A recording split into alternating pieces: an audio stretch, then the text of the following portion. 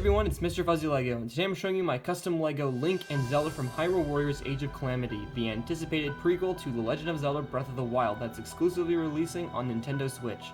I'm really excited to be bringing you these minifigures because I did miss out on making Zelda Breath of the Wild figures back when the game originally released. I wasn't really doing what I do now back then, and so here we are with the Zelda from Breath of the Wild in her outfit that she wore in that game, and also Link and sporting the soldier's armor that's also from that game. I did want to make some Zelda Breath of the Wild figures before Breath of the Wild 2 releases sometime, hopefully in the next few years, and so yeah, that's kind of another reason, another factor that played into the creation of these figures was simply because I wanted to get started on these two before I eventually do Breath of the Wild 2 figures, and that's essentially it for this video, everybody. So let's go ahead and get this started. Okay, so I'm going to start this video off with Link and the Soldier's Armor, the challenging part of this whole project, and as you can see, you probably know what I mean by challenging, and honestly, I'm going to say right now that it wasn't as tedious as it looks. I just took it one step at a time, one line at a time, and eventually it came out to be the figure that is now before you.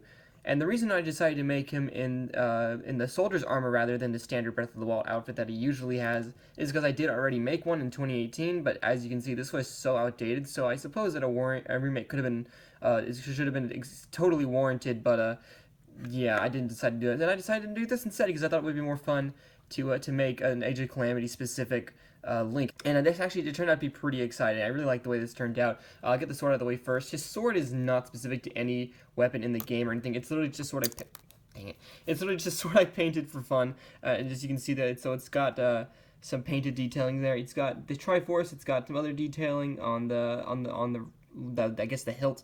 Very simplistic, nothing on the back. I just kind of want to give him a very quick sword, and then the blade is silver as well. And the rest of the figure has a lot of fabric elements. Actually, it says like the first real figure that has all the fabric that I could possibly give him. So he's got fabric belts, he's got the second fabric belt that goes around the waist that goes all the way to the back. There's fabric for this piece right here is fabric. I think these yellow bits down there are also fabric. And yeah, fabric is really fun to work with. I learned while working on this figure, so I kind of went all out and tried to do as much detail as I possibly could put on it. I really like the way some of these buckles came out. I think it came out to be really great, and I'm going to remove these gauntlets, I guess, out of the way so you can kind of see them a bit more. They're made out of electrical tape with some painted details, and it looks like I painted the Chevrolet logo on there, so those were fun to do on the arms there, accurate to whatever reference I was using. The pockets down here is a bit of rubber band that I cut up that I really like the idea of using, and he's got this chainmail pattern that goes underneath the sleeves down there, or underneath the elbow area. I'm sorry, the shoulder area. That's what I'm trying to say. And that turned out really nice. The face is painted to resemble Link as he appears in the game, and the boots also are really nicely painted. And I think they came out really well. And one last detail I want to show is that if you move the figure up a little bit, there is some pockets, like the belts that go around the figure on the legs. At least they're all there with the like knee pads down there that wrap on the back. And painting does go onto the inside of each leg, like all the figures that I make these days. And that's essentially it for Link. There's not much really else to talk about on him. I wanted to be as thorough as I possibly could, but also keep it simplistic so that this video is not super long.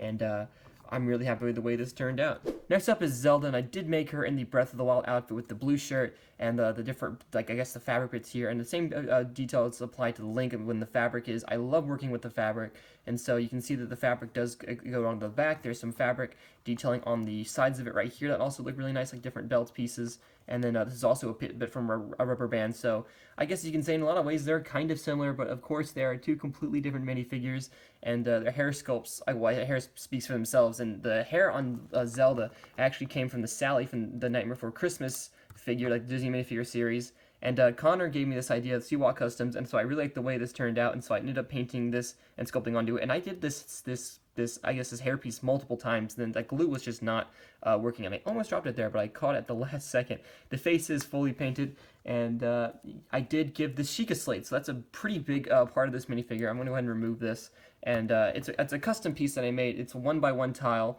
I'm sorry, 1x2 tile with like a handle painted on glued on top. It's like a treasure chest handle, I believe, and so all that detail is painted onto a 1x2 tile. I think a 1x1 tile would have been more accurate, so I think if I ever do another Sheikah slate, I'll probably do that instead, but the detailing does look really nice on there. You can see there's like brown outlinings on it, and I did gloss it over because I didn't want it to have any problems with the, I guess, grabbing on the figure or whatever. So that's in the form of that. This painted torso definitely was a lot more of the figure when you look at it, like there's a lot of gray lines on there and a lot of the different pieces. And actually, I forgot to show this, but there is detailing on the back. Forgive me of this head, I didn't bother erasing, but there is detailing on the back as well with more of that fabric like pattern. It was completely random, really. I mean, I did try to follow whatever reference I could, but it was mainly important that I just got the like a random sense of different lines and strokes on this piece down here. And the legs are actually my favorite part of the figure. I love the way the brown lines came out, and there's like even little Triforces painted up there. And you know, you move them around, the painting does go on the insides of the legs. And you can see that I even gave like the giant yellow button thing. So Zelda's, I guess, a lot more simplistic of a figure, but there's a lot more detail that you kind of wouldn't expect on her, like on the wrists, for instance. That's another thing I want to point out. The wrists also have they're like the painted lines. You can see there's like the yellow and blue stripes, so that looks pretty nice. And detail I forgot to mention on Link is I did skip out on ear like lines, because I learned from the Pikmin 3 project that I didn't really feel like painting any lines on the ears, and so I left them off, and I think they came out pretty fine. So that's essentially it for Zelda, and we're going to go ahead and wrap up this video.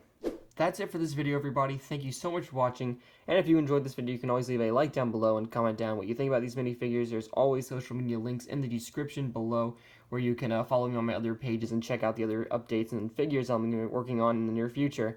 And that's going to be it for this video, so thank you so much for watching, and I'll see you next time. Goodbye.